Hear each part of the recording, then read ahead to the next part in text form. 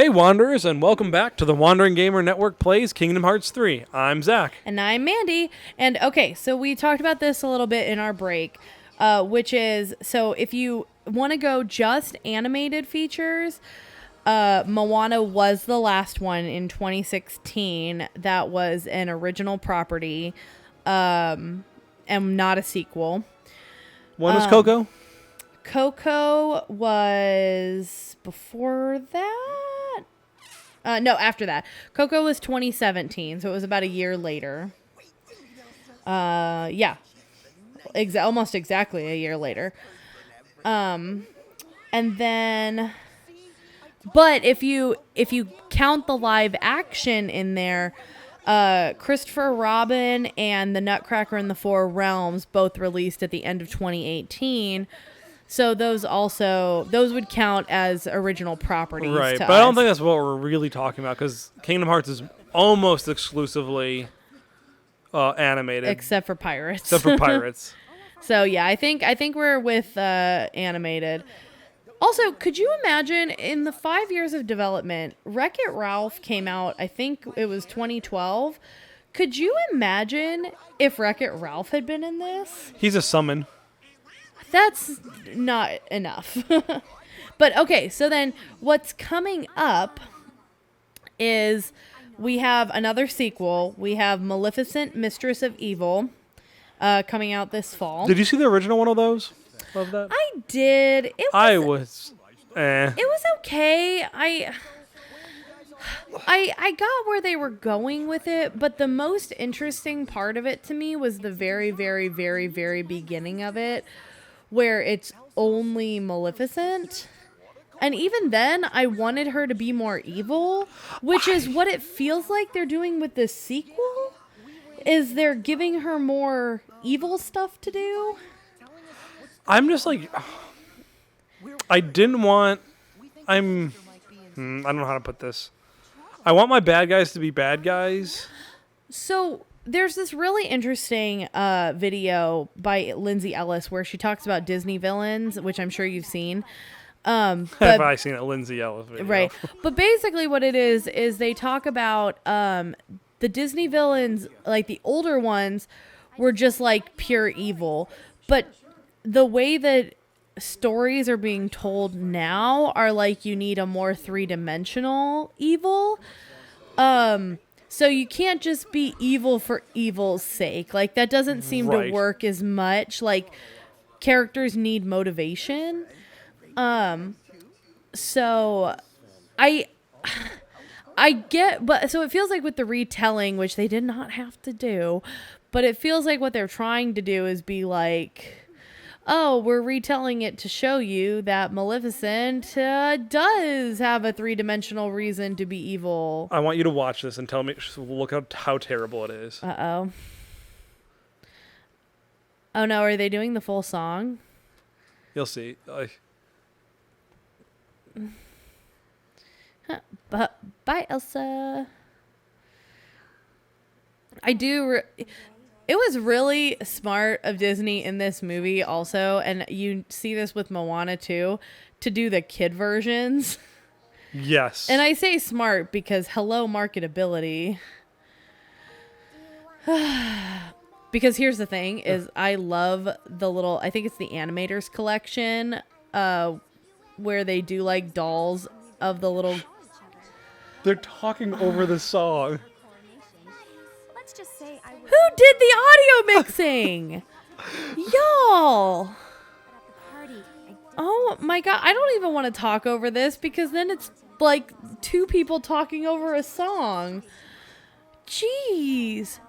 Why would you not start the song and then quiet the lyrics? Or why You guys have a partnership with Disney. You can get the 2 tracks. Also, no, my question is just like, why did you have the song then? If you're just going to talk over it and... Because it's here for some reason. I think it's because they're like, oh, it's weird for us to just have one song. Yeah. Anyway, but yeah, I understand like wanting to make villains more three-dimensional, and that's fine. Maleficent didn't need it, though. Well, I'm like, even if you made her more three-dimensional, like, that doesn't mean you need to make her like a misunderstood hero. Also, I didn't need Maleficent to be a very thinly veiled rape allegory. No. Like, it's just like not what I was looking for, because there's like those stories can be told very well. Case in point, Handmaid's Tale.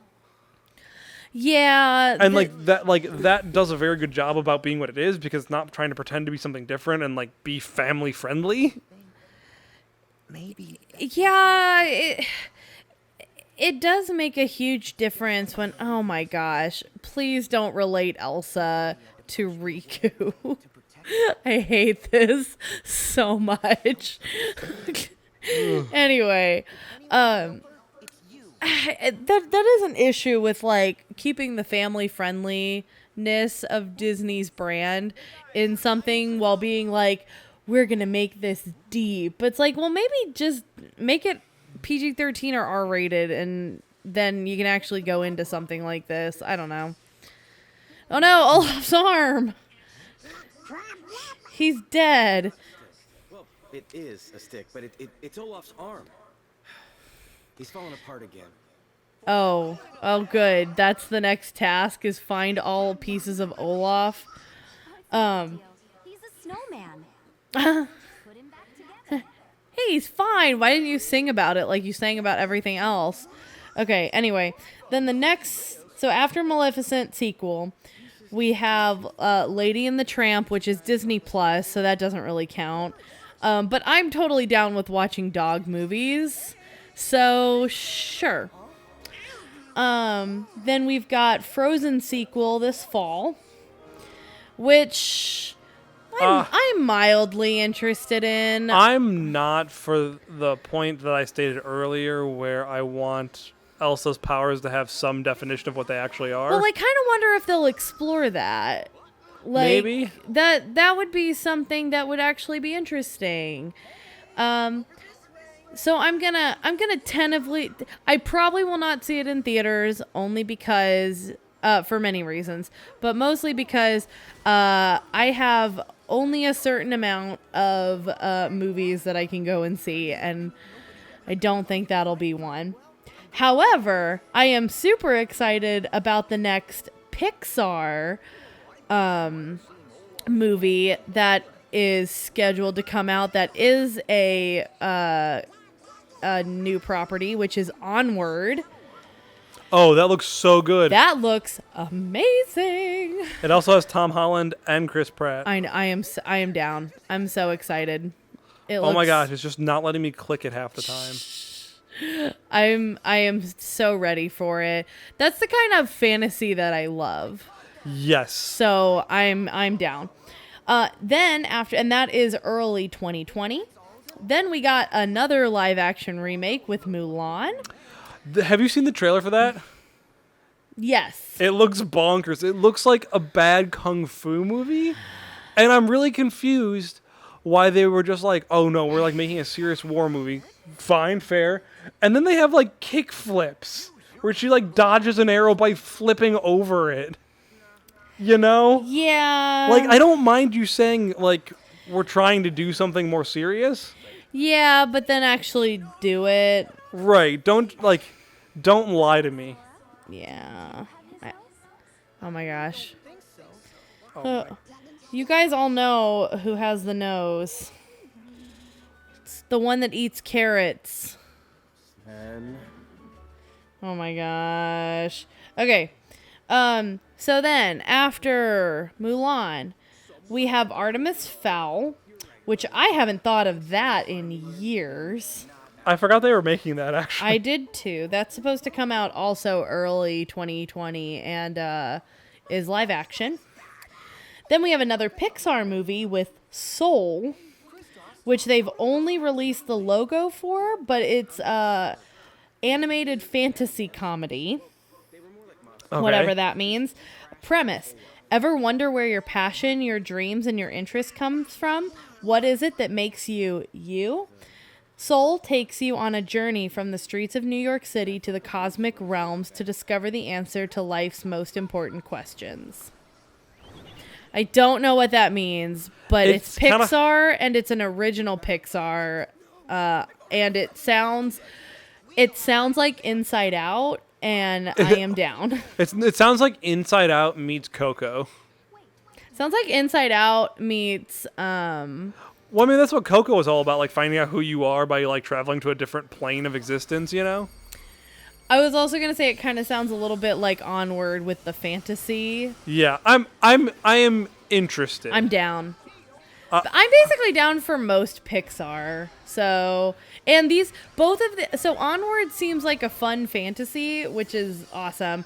Soul sounds like high concept, which I feel Yeah. like Pixar is really good at. So, Case in point, Inside Out. yes.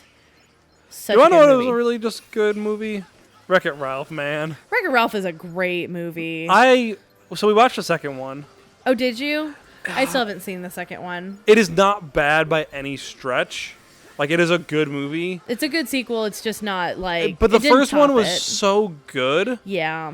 Like, it just makes me sad because the first one was just so good, and the reason it was so good was because everything was like very tight and well done. Yeah. And then it just like kind of changes the characters to make plot happen. Real quick, I feel like Santa should show up every time I see these enemies. Santa Heartless. Yeah. I mean, Santa is in this game, not this one, but in Kingdom Hearts. Oh my gosh. Well, he's in Halloween Town. Oh yeah. Which, let me talk about, weird thing to be in this game. Have you seen Nightmare Before Christmas recently? I have. It's a weird movie. It is a weird movie. Music top notch. I don't get everyone's... Obsession. Yeah. Yeah. That being said, I just don't get Tim Burton. I enjoy the movie. I thought it was interesting. I don't understand the obsessions. But then again, I have other weird obsessions, so I guess I can't talk too much. Right. Well, I guess like the theory I came to was that it's like the only like mildly scary Disney thing for the longest time. You know? Yeah. Like, what else do you have that's like really scary? Like scary for or off kilter for adults? Okay, hang on. I gotta go back to the list of movies because the next one on the list is Jungle Cruise, which I have things to say about Jungle Cruise too. But then the one after that, which is the last named movie, is another live action, and it's called The One and Only Ivan, That is a book about an elephant. a gorilla. Oh, gorilla. Yeah, It's a really popular book. It it won the sounds like a movie made in the early 2000s or like 90s, like George of the Jungle.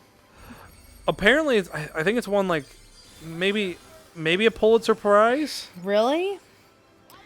I- Interesting. I I don't could- know. Reading the synopsis, which I won't read, but like it sounds like one of those like It's a very movies- good. It's a very highly recommended children's book. Okay, well that's at least a good start compared to what I was thinking it was coming from. But okay, then the other thing is Jungle Cruise. That's the last named thing that we know that's coming out. I am excited because it's either going to be a decent attraction movie or it's going to be like all the rest and they're going to be horrible. I mean, Pirates of the Caribbean was a good movie. The first one. The first one was good. I know a lot of people don't like it, but I actually liked the Tower of Terror movie. I thought that one was pretty good. I didn't think the Haunted Mansion movie was bad Oh, either. I can't stand the Haunted Mansion movie. I even like Eddie Murphy. It was not right. I don't think it was the right tone for what it is. Yeah. I didn't think it was a bad movie. The tone ruined it for me, to be honest. And because I do this, I watch like movie reviews where people go back and watch these things and talk about what worked and what didn't. And what's so upsetting is like watching people watching the behind the scenes and stuff, like the amount of effort they put into the graveyard scene is so impressive. And there are certain parts of it that are so impressive. And it's just like, guys, why did you do the tone that you were doing? Yeah, like Maybe it was just to not make it scary for kids, but like, the Haunted Mansion is mildly scary, right? Yeah, I don't. I was not. That being said, I did not go in with high hopes because I was like a terrified child for forever. Yeah. So like when I went in, like I'm like, this will be like terrifying. I don't want to watch it, and then I watched it and it was fine. You know, like I guess for kids it makes sense. Just watching it now is I will say Pirates of the Caribbean was way scarier than that. And right. Not that I was scared of Pirates of the Caribbean, but like that movie was like is genuinely scary at parts. Oh, With well, like Barbossa being when, like a zombie. When Barbossa comes out for the first time from the cabin, that to me was like, oh, this is so amazing but scary at the same time. Like, and his face turns into the skeleton zombie, and you're like, wow, this is awesome. It was really, man. We should just talk about Pirates of the Caribbean though when we get there. Oh, I'm so excited. I think it's the next world after this. Well, we have Pooh Bear. Yay! Always loved me some 100 Acre Woods. Pooh Bear's the best. Love it. Which is really upsetting, and I think I've said this before on another episode. I am the most upset that there is not currently a Winnie the Pooh show that I can show my kid. So Disney, get on that. You did say it in another episode. I just edited that one. Good. Disney, listen to me. I'm serious about this. I want my kid to watch Winnie the Pooh. Yeah, it would be nice, you know. You said once he like has like some preference to stuff. Though he really likes Mickey Mouse Clubhouse apparently. Oh my gosh, he does. It's the funniest thing how much he loves that. Because it just calms him down. We have this like monkey that glows and makes music. And man, it's like catnip for Rowan.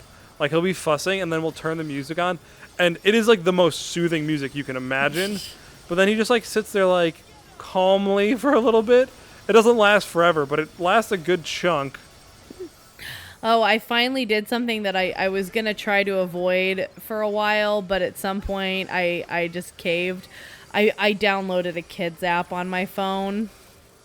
Because he keeps taking my phone, and I'm like, well, if he's going to take my phone, I'll put something on it that's like, you know, he can't like get out of like because you know he's like touching stuff, so he can't unlock my phone, but he can, if I'm like listening to a podcast, he can pull the thing down and like stop it and exit out of it and stuff. And it's like, well, I don't want you doing that. So I finally downloaded some apps, and they are you know, as good as a baby app will be, because it just makes noise and vibrates and is exciting. But man, you know, when you're a stay-at-home mom and it's distracting enough to go to the bathroom by yourself, it's a win. Yeah, that sounds like a win. So I'll take it. So fun. But whatever, you know, eventually I'll worry about screen time. I'm trying to teach Rowan about screen time already, but like I don't think he gets it. You know, being 10 months and all. Right. No, well, I first, so I take a lot of pictures because obviously I'm home with him and I'm going to take pictures because it's fun and he's cute because he's a baby. So I'll have my phone out and he's like, ooh, you have that. I want it. So then I started putting it on the front facing camera because I was like, well, if he's going to grab it, he may as well take some dumb pictures of himself. And ever since then, he's just been like, well, now I just get your phone now, right? It's like, no, you can't just have my phone. Yeah, we don't have that. Rowan just wants my controller whenever I play video games. Like, it doesn't matter, like, where I sit. He's just like, oh, Dad's controller. It slightly glows because it's a PlayStation. Dad's holding that thing and there's a light coming from it. I want it. Man, I think I might have told you guys earlier, but this is a great story of him, like, my baby just being flat out smarter than me. So we had him gated off, and there was, like, a cord from one of our laptops, like, sticking under the gate a little bit. So he, like, strolled over there and starts playing with it while I'm playing video games. I'm like, okay, Rowan, you know. We know you can't play with this. What? Like, I go over and I'm like, okay. He's like, immediately lets go and it's fine. It starts crawling away. And I'm like, okay, I'll fix the cord. We won't have to do anything with this. You know, it's not a big deal. And so I start fixing the cord, and then I turn back around, and I see him playing with my controller. And I'm like, you planned that because of how easily you gave up that cord. I know you did. And I fell for it, hook, line, and sinker. That's amazing. Good job, dude. Yeah, my baby's smarter than me. Like, I felt dumb. I felt very, very dumb. No, they're just conniving and know what they want. Man, we opened up more of the house, and he's, like, exploring it and just, like, ripped all of my DVDs off of a shelf. Oh my, isn't it so fun? It's just like, oh, okay, I guess I really should make the house nicer. I know, well, not nicer necessarily. Maybe. Okay, this is what they should have done earlier on. They should have ended with Elsa going, "The cold never bothered me anyway," and then shut the door. They didn't need the whole song, because there's like a song here that they didn't do, which is, I'm not saying that's a bad thing, that's a very good thing. But like, you just cut to that end line where it's like, hey, kind of set off an eternal winter. Perfect. Good job. Good job. Even, oh, look, Sven's licking the thing. Like, that's exactly where he should be. That's like an Easter egg, Like, Yeah. Good job. Y'all paid attention. Oh, hey, you're back where you were, somewhere in the last episode? Yeah. Okay, also, if they're going so far to make this like the movie, why did they use the same build-up music that's way more effective? Just make it start a little bit before when I'm going to complain about it, but it's I mean, you're right to. like when Sora runs up, that's when you have the like, ooh, it's building up. Why are you hurt? Don't. Also, Sven is turning blue. I'm fine. Is your hair going to turn white now? Something terrible must have happened. Do you just have a psychic connection? Okay, can we be honest? This pisses me off so much. Which part? I can feel something bad happen. Oh, Yeah. Shut up. You're not the most important person in the universe. Right? Unless they gave him... Okay, Sven is frozen. Like, if they gave him a reason from the beginning... Just calm down. Calm down. Oh my gosh, this looks so much worse than the movie. Oh, come on. I do really like that. Both of those lines, like, it's not nice to throw people. And Yeah. oh, come on. You guys go. Oh, Sven is magically unfrozen anymore. Although he was clearly turning blue and then white. Oh my gosh. Was Olaf dead? Did you see that? He just face planted and wasn't moving. They didn't animate things. They just like it's like when Goofy landed and he was just dead. Yes. They just like stopped animating. Why? Oh my gosh. I'm so mad. Oh, that's perfect. How did Goofy get over there? Yeah, right? Goofy, you're not that much faster than all of them.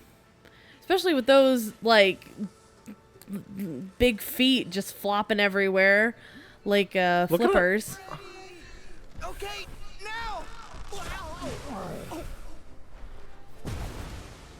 now. Wouldn't more snow have come off that?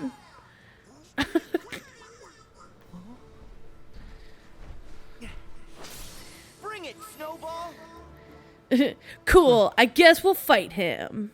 Well, you want to stop for here? Yeah, I think this is otherwise it's going to be a much longer episode. All right, everybody. Until next time, keep wandering. Bye! Hello, Wanderers, and thanks for listening to this episode of the Wandering Gamer Network Plays Kingdom Hearts 3. We hope you enjoyed it. If you would like to hear more content from the Wandering Gamer Network, check out the link in the description below. We have several actual play podcasts, including D&D 5th Edition and City of Mist. Until next time, keep wandering.